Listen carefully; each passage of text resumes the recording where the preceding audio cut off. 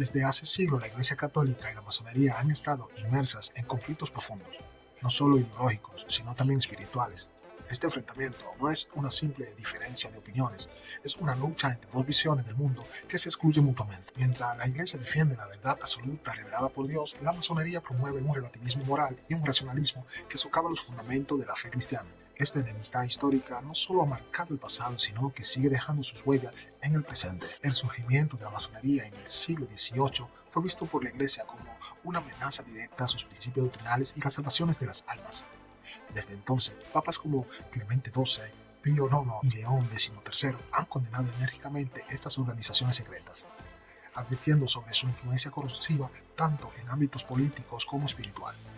Sin embargo, lo que comenzó como un conflicto externo pronto se transformó en algo más inquietante. Rumores de infiltraciones masónicas dentro del clero católico comenzaron a circular, alimentando teorías sobre un intento deliberado de corromper la Iglesia desde dentro. A medida que avanzamos en este análisis, exploraremos cómo este conflicto histórico ha evolucionado con el tiempo, desde las condenas iniciales hasta la sospecha de infiltración durante el Concilio Vaticano II, pasando por las figuras clave bajo sospecha y las tensiones actuales. Esta narrativa revela una batalla espiritual que parece lejos de resolverse. ¿Es la masonería un enemigo oculto que trabaja para transformar la Iglesia desde dentro? ¿O son estas acusaciones simplemente teorías conspirativas sin fundamentos? Lo cierto es que esta lucha entre tradición y modernidad sigue siendo uno de los temas más candentes en el debate sobre el futuro de la Iglesia Católica. En descripción les dejo el video del cual tomé inspiración para hacer este video. Los papas, desde el principio, desde 1700, el principio de la masonería fue condenado, absolutamente condenado. Un católico no puede ser masón. Desde su surgimiento en el siglo XVIII, la masonería ha sido vista por la Iglesia Católica como una amenaza directa a sus principios doctrinales.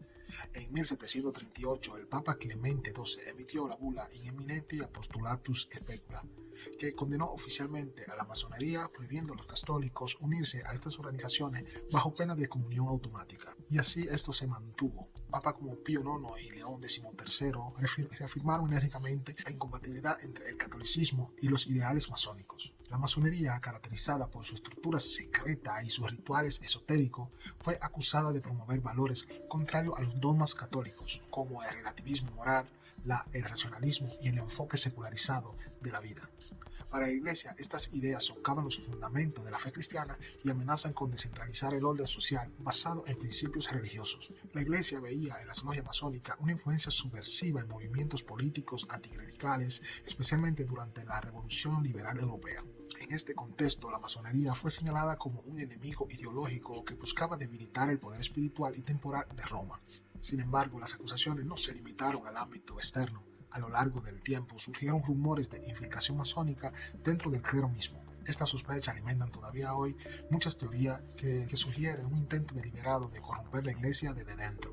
A medida que avanzaba el siglo XX, las tensiones entre la Iglesia Católica y la masonería parecían mantenerse firmes, pero bajo la superficie comenzaban a surgir señales de cambio inquietante. Si bien la condena oficial de la masonería seguía vigente, algunas voces dentro del clero empezaron a cuestionar si esta cuestión debía ser revisada en un mundo más secularizado. Fue entonces en el contexto del Concilio Vaticano II donde se marcó un antes y después, no solo en la historia de la Iglesia, sino también en la posible infiltración masónica en su estructura. Cabe recordar que el concilio fue convocado por el Papa Juan XXIII y fue continuado por Pablo VI. Ellos buscaban modernizar la Iglesia para adaptarse a los desafíos del mundo contemporáneo. Sin embargo, algunos críticos sostienen que este evento fue aprovechado por fuerzas externas, incluyendo supuestos masones infiltrados. Esto con el objetivo de alterar las bases tradicionales de la fe católica. Ciertas reformas promulgadas durante el concilio, como los cambios de liturgia y el enfoque hacia una mayor apertura de diálogo interreligioso, habría sido impulsada por individuos con agendas alineadas a principios masónicos. En 1974, Annibale Bonini llegó documentación al jefe de la Corte Suprema de que era miembro de la masonería. El cardenal Staffa y el cardenal Silvio Oddi, los dos, fueron con Pablo VI y le presentaron esta evidencia. Y no le presentaron esta evidencia, sino antes investigarlo con Interpol, etcétera, etcétera. No era solamente chismes de viejitas, Nos consta, tuvimos investigaciones internacionales de las autoridades más grandes. Y sí, resulta de que sí, era masón, era parte de la masonería. Uno de los personajes que aparece frecuentemente en esta acusación es el cardenal Annibale Buggini. Buggini desempeñó un papel clave en la reforma litúrgica que dio origen a la nueva misa, lo que alimentó especulaciones sobre su intención de debilitar los fundamentos espirituales de la Iglesia. Su figura se ha convertido en un símbolo de la sospecha hacia el Concilio Vaticano II, como un posible punto de inflexión donde la influencia masónica habría comenzado a ganar terreno dentro del Vaticano. Aquí me gustaría hacer esta reflexión.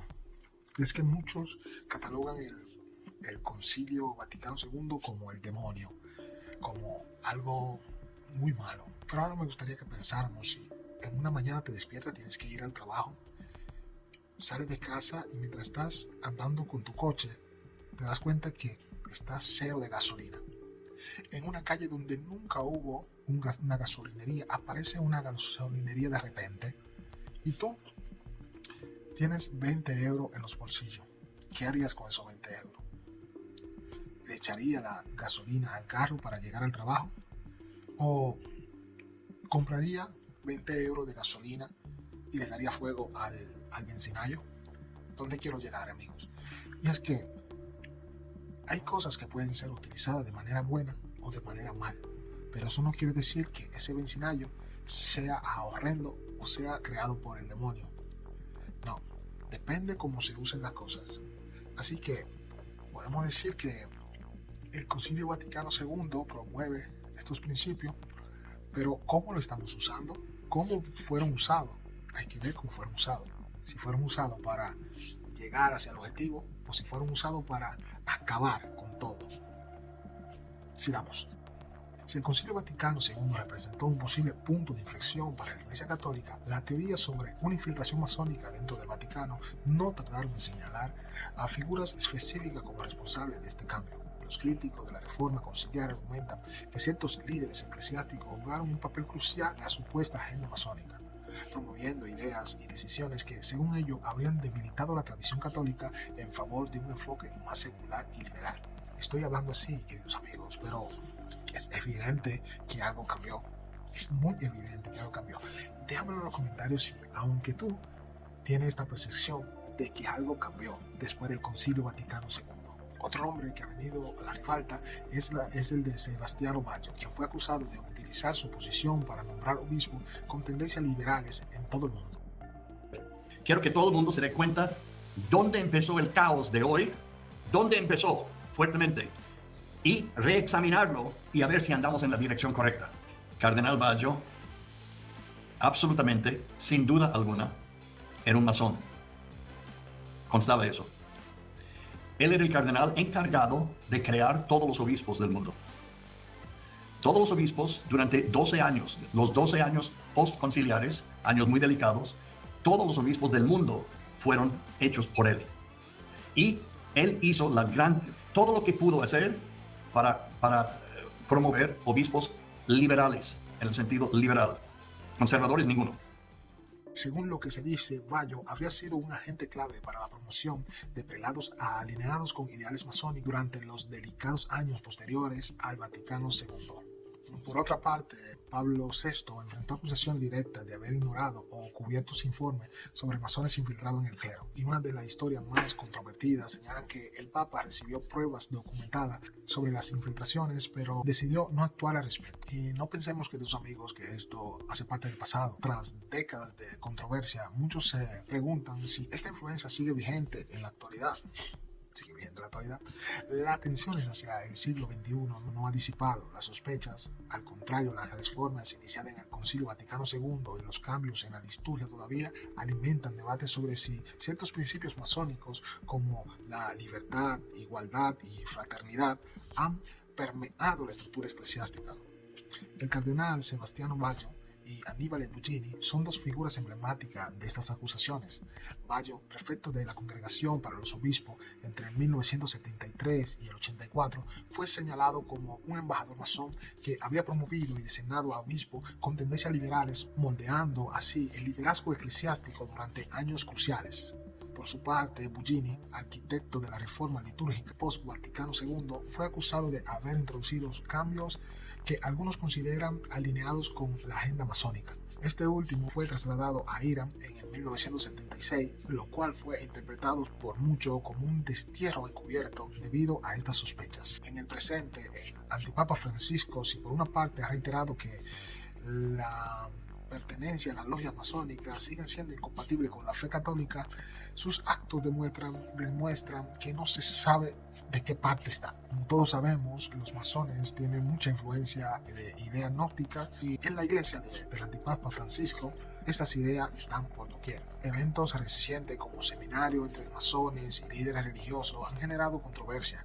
Algunos ven estos encuentros como intentos de reconciliación, otros interpretan como señales de una influencia persistente. La pregunta persiste: ¿es esta supuesta infiltración una realidad o un mito alineado por teorías conspirativas? Lo cierto es que las tensiones entre la Iglesia Católica y la masonería, gracias a Dios, continúan siendo un tema candente que divide opiniones dentro y fuera del Vaticano. ¿Qué pasaría si no fuera así, si estuviéramos todos callados? Todo lo que se dice de la masonería en internet parece ser algo conspiranoico, en teoría, pero señores, ya no se puede ocultar más. No podemos ocultar más lo que es evidente. La infiltración masónica y gnóstica en la iglesia es un hecho y no podemos estar siempre con los ojos cerrados. Hasta aquí el video de hoy. Suscríbete al canal si no lo has hecho, dame un like y te leo en los comentarios. Cielo dato Jesucristo.